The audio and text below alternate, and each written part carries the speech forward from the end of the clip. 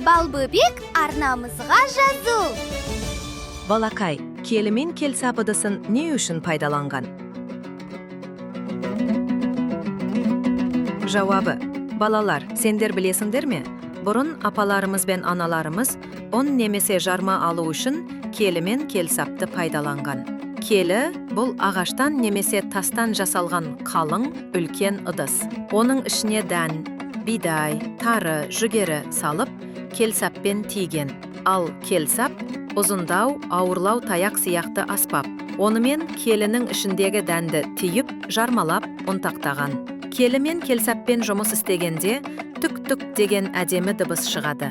Ол дыбыстан балалар ертеде ойын жасап, әнде айтқан екен.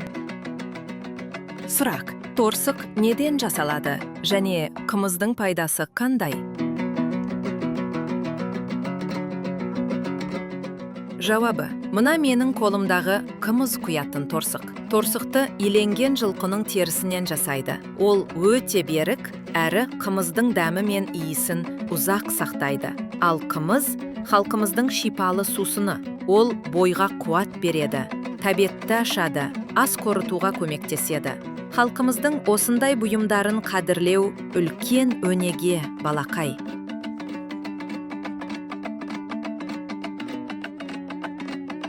Сұрақ: ожаудың қызметі қандай? Қай тағам түрінде қолданылған?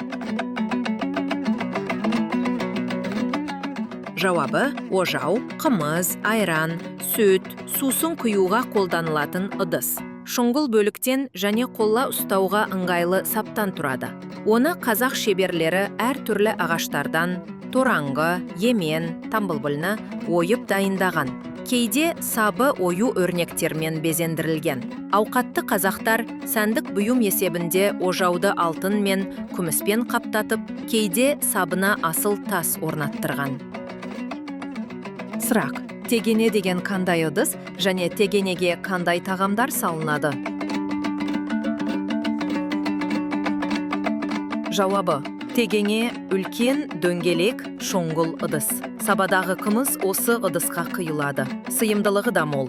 Орта есеппен 10-15 литрге дейін еркін кетеді. Әрі құйылған қымызды сапырып отыруға ыңғайлы. Әдетте, тегенелердің іші сырты мұқият өңделіп, сыртына ою өрнек ойылады. Кесе туралы сипаттама. Кесе бұл шағын дөңгелек пішінді ыдыс. Кесеге шай, сүт, қымыз, айран сияқты сусындар құйып ішеміз. Ол көбіне қыштан, шыныдан немесе ағаштан жасалады. Қазақ халқы кесе жасап, оны ою өрнекпен әдемілеп безендірген. Кесе қонақ күтуге арналған ең басты ыдыс. Қазақтар қонаққа шай құйып бергенде жылы сөз айтып, сыйластық танытқан. Кесе толы шай, көңіл толы сый.